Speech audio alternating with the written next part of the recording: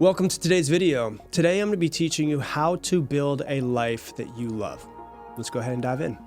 Isn't the purpose to not struggle our way through life, but to actually love everything that we do, to love the passage of time, to love the people that we're around, love the situations that we're in, love the challenges that come up?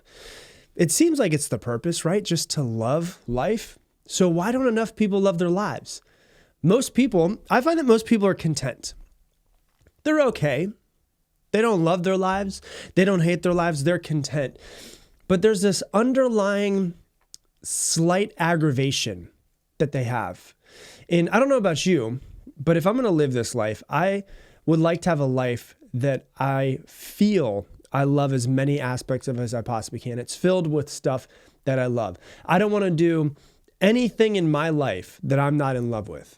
I want to be excited as many moments as I possibly can in this life that I live. And I've been building towards that.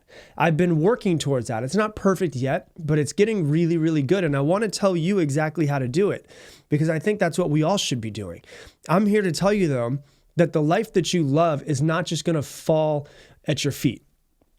If you just do the same shit every single day and have zero intentions and zero clarity and zero direction, you're not going to love every aspect of it. But if you wake up in the same way that you meticulously, if you were one of the best painters in the world, you would be meticulous about every single millimeter, every single inch, and making sure every single part of it was perfect before you put that and actually sold it for $1 million.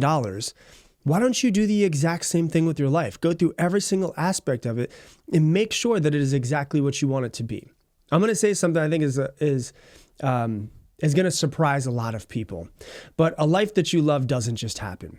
It doesn't. But most people sit around and like I said, they're content, but they're aggravated. And they're like, when is something going to change? When is something going to change? And my answer is when you fucking change. That's when it's going to change. Your life isn't just going to change one day. You wake up, it's like, oh my God, my life is amazing and I love it, right? You don't just wake up and one day it's all perfect. It's built, and it's built extremely intentionally, extremely meticulously. You have to plan it. You have to check that plan every single day, and you have to execute on it. The life that you love is not that far out of reach. It just takes us to not be on autopilot so much. It takes you to be more intentional and have more attention and intention in your life and everything that's going on. And realize that like I said, it might not happen right away. Changes take time. But if change is going to happen, you have to be the person that does it. But if I told you that you could have the perfect life for you in 10 years, would that excite you? Hell yeah, it would excite you. That'd be the most exciting. In 10 years, you could have the perfect life. It might be okay right now. It might be pretty good right now. It might be terrible right now. But I'm telling you, what if in 10 years you could have the perfect life? Would that excite you? Would you want to hear more? Well, you'd have to realize that it could take 10 years. But if you were to get down to the nitty gritty and go through every single aspect of your life, everything, and say, you know what? What about this? What about this? What about this? What about this? It'll probably take you a year, 2 years, 3 years, 5 years at most before you open your eyes and go, holy shit, this is amazing. I love this life that I've built. And the thing is, it's not the destination. You're going to start to love it more and more and more the more that you put time and intention into it. And so I want you just to understand, it won't happen unless you actually put the intention into it. And it's like, imagine you just started a business today.